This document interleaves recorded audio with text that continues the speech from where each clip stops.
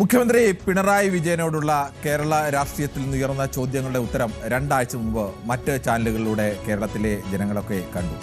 എന്നാൽ ഈ രണ്ടാഴ്ച കൊണ്ട് ഒട്ടേറെ മാറ്റങ്ങൾ, ഒട്ടേറെ രാഷ്ട്രീയ വിവാദങ്ങൾ ഈ തെരഞ്ഞെടുപ്പ് പ്രചരണ വേദിയിലുണ്ടായി. ഇപ്പോൾ എന്താവും പിണറായി വിജയന് പറയാനുള്ളത്? News 18 Thiruvananthapuram bureau chief V Arun ഇന്ന് മുഖ്യമന്ത്രി പിണറായി വിജയനുമായി നടത്തിയ അഭിമുഖത്തിന്റെ പൂർണ്ണരൂപം ഇന്ന് രാത്രി 9:30 കാണാം.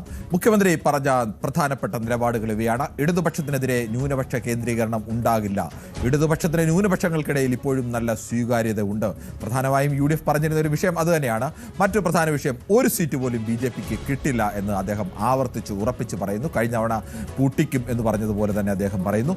നേതാക്കൾ പാർട്ടി വിട്ടതിനെ കുറിച്ചുള്ള അദ്ദേഹത്തിന്റെ പ്രതികരണം, നേതാക്കൾ പാർട്ടി വിടുന്നത് അധപ്പതനമാണെന്നും പക്ഷേ അത് എന്തുകൊണ്ടാണെന്ന് പാർട്ടി പരിശോധിക്കും എന്നുകൂടി അദ്ദേഹം പറഞ്ഞു വെക്കുന്നുണ്ട്. LDFന് ഒരു തരത്തിലും ആശങ്കയില്ല എന്നും മികച്ച ഭൂരിപക്ഷത്തോടു കൂടി തന്നെ ജയിച്ചു വരും എന്നും, LDFന് കഴിഞ്ഞ തവണത്തേക്കാൾ കൂടുതൽ സീറ്റ്, അപ്പോൾ 100-ലേറെ സീറ്റുകളോട് ഈ തവണയും ജയിക്കുമെന്നും അദ്ദേഹം ഉറപ്പിച്ചു തന്നെ പറയുന്നു.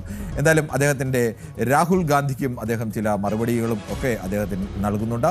രാഹുൽ ഗാന്ധി ഇടതുപക്ഷം നശിച്ചു കാണണമെന്ന് ആഗ്രഹിക്കുന്നത് എന്ത് തരം നിലപാടാണ്, എന്തും വിളിച്ചു പറയുന്ന ഒരാളായി രാഹുൽ ഗാന്ധി മാറിയോ, അത് നിർഭാഗ്യകരമാണ് എന്നുള്ള നിലപാട് കൂടി പറയുന്നു. മോദി ഉന്നയിച്ച ആരോപണങ്ങൾക്ക് മറുപടി പറയുന്നുണ്ട്. പ്രധാനപ്പെട്ട ചില ഭാഗങ്ങൾ മാത്രം നമുക്ക് ഈ ഭരണവിരുദ്ധ വികാരമുണ്ട് എന്ന് പ്രചരിപ്പിക്കുന്നുണ്ട്. ചിലയിടങ്ങളിലൊക്കെ അത് ഉണ്ട് എന്ന് ഈ സർവേകളിലൊക്കെ വരുന്നുണ്ട്. ഈ ഭരണവിരുദ്ധ വികാരത്തെ എത്രത്തോളം അത് ഈ തിരഞ്ഞെടുപ്പിനെ ബാധിക്കുമെന്ന് കരുതുന്നുണ്ടോ? അത് പരിശോധിച്ചവരെല്ലാം പറയുന്നത്, നിഷ്പക്ഷമായി കാര്യങ്ങൾ കാണുന്നവരും പറയുന്നത് അങ്ങനെയൊരു ഭരണവിരുദ്ധ വികാരമില്ല എന്നുള്ളതാണ്. സ്വാഭാവികമാണ് ഭരണവിരുദ്ധ വികാരം. പക്ഷേ കേരളത്തിൽ ഈ 10 വർഷം പിന്നിട്ട LDFനെതിരെയുള്ള അത്തരമൊരു വികാരം ഉയർന്നു വന്നിട്ടില്ല.